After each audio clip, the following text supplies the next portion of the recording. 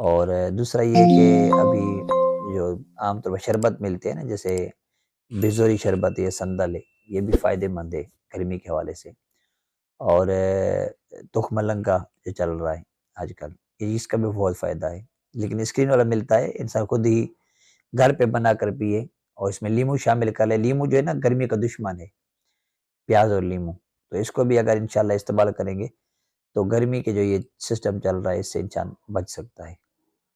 तो एक गर्मी अगर किसी को लग जाए, तो फिर?